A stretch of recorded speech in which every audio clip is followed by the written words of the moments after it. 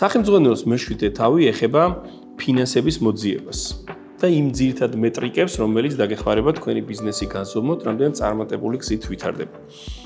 ცალსახად მნიშვნელოვანია ფინანსები, თუ გინდათ რომ შექმნათ დიდი პროდუქტი, დიდი ბიზნესი და ამისთვის დაგჭირდებათ გრანტები, ინვესტორები, დონორები და ასე შემდეგ. თუმცა მე მინდა რომ გესაუბროთ მხოლოდ იმ გზაზე, როდესაც თქვენ ინვესტორებთან მიდიხართ და უნდა დაამტკიცოთ, რომ ეს იდეა ღირს რომ დაფინანსდეს.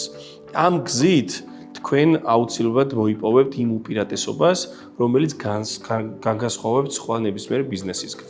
და თქვენ მოიპოვებთ იმ თავდაჯერებულობას, რომელიც ინვესტორთან გათქმევინებთ, რომ მე ზუსტად ვიცი, რომ ეს ღირს რო განხორციელდეს და ამიტომ ჭირდება ამდენი და ამდენი ამისთვის და ამისთვის. ეს არ უნდა იყოს ქაოტური საუბარი. ეს უნდა იყოს აუცილებლად ძალიან მნიშვნელოვან თემებზე საუბარი და სახელმწიფოში მოცემულია ზუსტად ის კრიტიკული თემები, რომელიც უნდა დაიფაროს ბიზნეს იდეის წარდგენის პრეზენტაციაში, რომელსაც ვეძახით pitching-ის სლაიდებში, ხო? Pitch decks ეგრეთ წოდებული.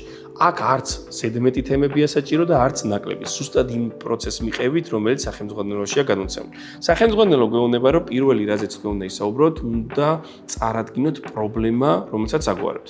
და პრობლემის წარდგენის სხვადასხვა გზა არსებობს, მაგალითად შეიძლება ის იყოს ისტორიის მოყოლა, შეიძლება იყოს კონკრეტული ადამიანის მაგალითების მოყვანა, მაგრამ მნიშვნელოვანია, რომ ინვესტორმა და მსმენელმა იცოდეს რა პრობლემაზე საუბრობთ. არ შეიძლება აქ დავტოვოთ ორაზროვნება, სხვადასხვა გაუგებარი ფაქტები და ასე შემდეგ, ხო? მნიშვნელოვანია ვიცოდეთ, რომ ეს გვარდება ამ იდეის განხორციელება. შემდეგი რაც არის ის, რომ თუ ამას ვაგვარებ, როგორ ვაგვარებ. და ის კონცეფცია, ის იდეა, რომელსაც თქვენ ახორციელებთ. ძალიან კონკრეტული მაგალითებით და ძალიან ამსახველი ვიზუალიზაციით და ასე შემდეგ, რომ ვიცით, რომ ეს არის web solution, ან ეს არის საწარმო, რომელშიც ჩაერთვებიან მაგალითად რეგიონში მცხოვრები პენსიონერები. ძალიან კონკრეტული მაგალითებით და რომელიც მოახდენს სოციალურ გავლენას. თუ საუბრობთ სოციალურ მეწარმეობაზე, ინვესტორსაც აინტერესებს, კი ბატონო, ამ პრობლემას აგვარებ, ამ იდეით აგვარებ, მაგრამ რა ცვლილებას, რა გავლენას ახდენს უკვე გრძელვადიან პერიოდში. შეიძლება შენმა ბიზნესმა 5 ადამიანის ცხოვრება შეცვალოს, მაგრამ მათ მიერ შექმნილმა პროცესმა, იდეამ და მოვლენების ერთობლიობამ შექმნას გრძელვადიანი ცვლილებების კატალიზატორი, ხო? შემდეგ ჩვენ საუბრობთ უკვე პროდუქტის დეტალებზე. იდეა არის კონცეფციის დონეზე, პროდუქტის დეტალების სლაიდზე თქვენ უნდა ისაუბროთ, როგორ მუშაობს ეს.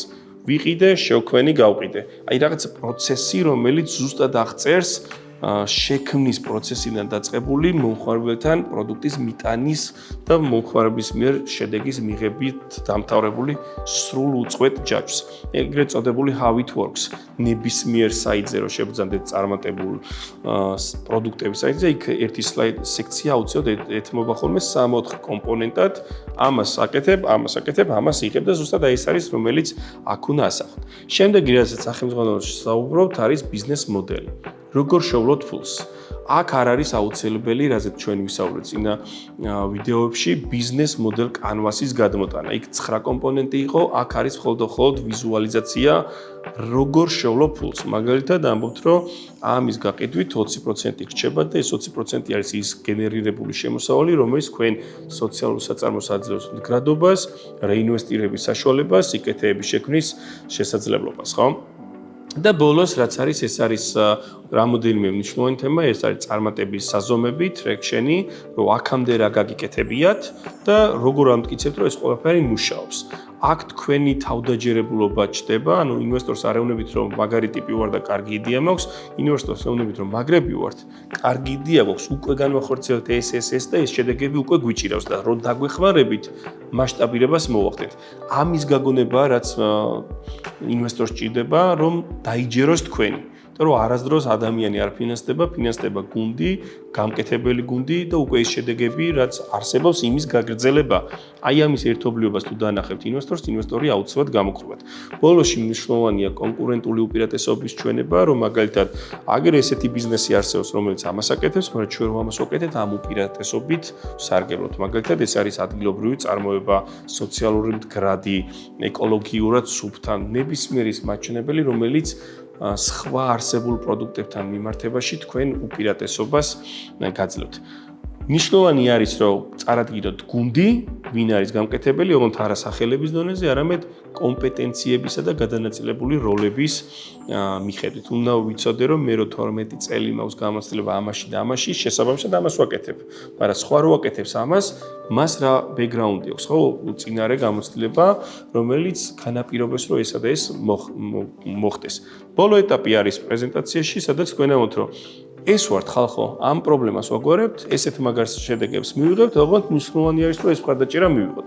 ამიტომ დეტალურად თქვით, რას ითხოვთ, რის სანაცვლოდ და შესაბამისად ინვესტორმა უნდა ჩაინიშნოს თქვენზე, რომ კი ესენი კარგები არიან და მოდი ამ პრეზენტაციის შემდეგ შევხვდები, უფრო დეტალებს ჩავიხედები და ზუსტად დავაზუსტებ.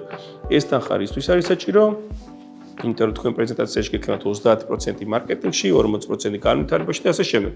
დეტალებში ჩაიხედებიან, დიდი ალბათობით თქვენი თავდაჯერებულობა, თქვენი პროდუქტის გამოცდილება, რომ უკვე ამ ყველაფერს აკეთებთ და ახორციელებთ, ინვესტორის რწმენა, რომ თქვენთან თანამშრომლობა მათთვისაც კარგია, გადაგიყვანთ იმ ეტაპზე, როდესაც თქვენ მიიღებთ დამატებით ფინანსებს და თქვენი ბიზნესი აუცილებლად მასშტაბირდება.